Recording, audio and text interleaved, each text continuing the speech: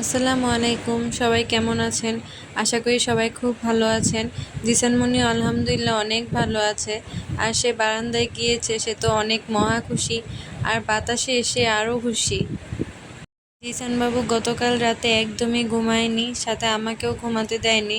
কারণ গতকাল রাত থেকে এখন পর্যন্ত অনেক বৃষ্টি পড়তেছে, যার কারণে বিদ্যুৎ নেই বললেই চলে। আসে আবার যায়, আসে আবার যায়, এরকম করে। আর জিসানমণি তো কারেন্ট ছাড়া এক সেকেন্ডও ঘুমাতে চায় না। কারেন্টের যেতে দেরি হয়, কিন্তু তার ঘুম থেকে উঠতে দেরি হয় না। জিসানমণির শরীরে একটু স্বাভাবিকের তুলনায় একটু বেশি গরম বলে আমার মনে হয়। আমার কিন্তু গতকাল রাতে একটুও গরম লাগেনি, কারণ এমনিতেই পরিবেশ ঠান্ডা ছিল। কিন্তু তার গরম ছিল, তার গরম লাগতেছিল কারেন্ট যাওয়াতে। আর বৃষ্টি হলে কেন জানি আমার খুব মন খারাপ লাগে, কিন্তু এক সময় বৃষ্টি আমার খুব ভালো লাগতো। কিষান বাবু, কি খেলা করছো তুমি? খেলা করছো? তুমি এই ঘরটা কেন ছিঁড়লা বাবা? এটা তো সুন্দর একটা জিনিস ছিল না? তুমি এটাকে ছিঁড়লা কেন?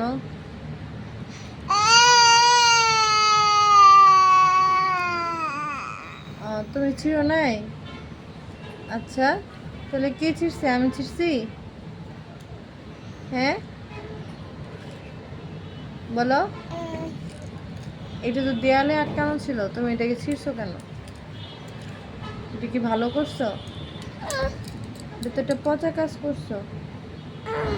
হ্যাঁ, হ্যাঁ, পচা কাজ করো না তুমি, বলো। হ্যাঁ, পচা কাজ করছো তো। এই কাজটা কি করা ঠিক হয়েছে তোমার? একদম ঠিক হয়নি। আর কখনো এমন করবা না, হ্যাঁ জিসান বাবু? হ্যাঁ, সুন্দর জিনিস ছিঁড়তে হয় না, ভাঙতে হয় না। হুম, এটা কি তোমার এখন খেলার জিনিস হয়ে গিয়েছে না? এটা তোমার এখন খেলার জিনিস। হুম, যখন বাড়ি খাবা তখন বুঝবা, বুঝছো? সবই তো বুঝো, শুধু মাঝে মাঝে দুষ্টামি করো। তুমি সবসময় পায়ের উপর পা তুলে বসো কেন? হ্যাঁ, এই যে ঈশান বাবু, তুমি সবসময় পায়ের উপর পা তুলে বসো কেন? কোথায় যাচ্ছ ঈশান? শোনো, তোমার সাথে কথা বলি। ঈশান বাবু, কি করছো? এটা হাতে কি তোমার?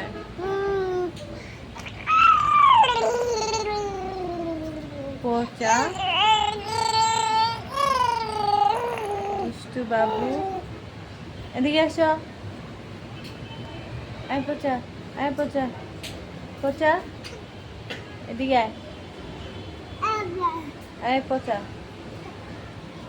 পচা বাবু, মাথাটা টিপে দাও তো।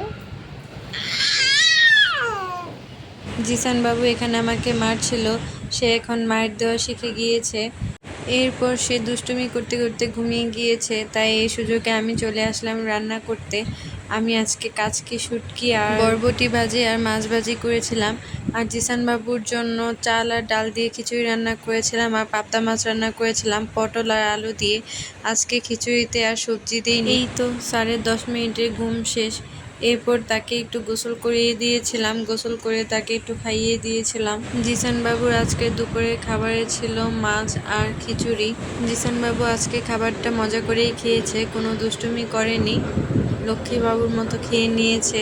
কিন্তু সবসময় সে কেন জানি এভাবে খায় না। বাচ্চাদের এক এক সময় এক এক রকম মুড থাকে, তাই হয়তো। আর আমি ইদানিং খেয়াল করেছি, জিসানবাবুকে আমি যখনই খাবার খাওয়াতে যাই তখনই তার প্রচুর ঘুম পায়, অথচ তাকে যখন আমি ঘুমাতে নিয়ে যাই তখন তার একদমই ঘুম থাকে না। কি একটা অবস্থা! জিসানবাবু খাওয়া দাওয়া শেষ করে সে একটু খেলা করছিল। সে একটু খেলা করলে তারপর আমি তাকে ঘুম পাড়িয়ে দেব। আজকের এই বৃষ্টিময় দিনটি এখানেই শেষ করছি। দেখা হবে আবার নতুন একটি ভিডিওতে। আপনারা সবাই ভালো থাকবেন, সুস্থ থাকবেন। আল্লাহ হাফেজ।